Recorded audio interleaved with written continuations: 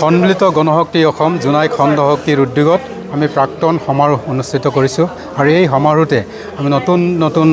যিসকল গণশক্তিত ভাল পায় সেইসকলক আমি যোগদান কাৰ্যসূচীৰ লগত ল'লোঁ আৰু ইয়াতে আমি আজি দেখিলোঁ যে প্ৰায় মানে ইয়াত 500তকৈ অধিক মানুহ ইয়াতে সমবেত হৈছেহি তাতে সন্মিলিত গণশক্তি অসম দলক ভাল পায় নীতি আৰু আদৰ্শক ভাল পায় কংগ্ৰেছৰ পৰা প্ৰায় 200 মান মানুহ আমাৰ মাজতে আজি যোগদান কৰিলে তাৰ বাবে আমি আজি অধিক উৎফুল্লিত হৈছোঁ আৰু অনাগত দিনত হয়তো ইয়াতকৈ আৰু অধিক তেওঁলোকে আমাৰ এই দলত যোগদান কৰিব আৰু এইবাৰ আগন্তুক নিৰ্বাচনত আমাৰ আগত বিগত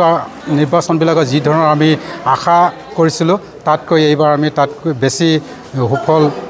ভাল আশা কৰিব পাৰিম বুলি আশা ৰাখিছোঁ সিটৰ কথাটো হ'ল বিজেপি আৰু গণশক্তিৰ মাজত মিত্ৰতাৰ কথা এটা আছে তাৰ বাবে আমি নিজাববীয়াকৈ অকল গণশক্তিয়ে 100টাটো জিকাটো প্ৰায় নিশ্চিত আৰু মিত্ৰজোঁট হৈ বাকী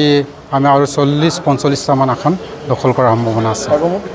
সৰ্বমুঠ আমি যদি হিচাপ কৰোঁ তেনেহ'লে প্ৰায় 140-45ৰ ভিতৰত আমি পাম কিন্তু গণশক্তি অকলশৰে যদি হয় তেনেহ'লে আমি 100টাটো নিশ্চিতভাৱে পাম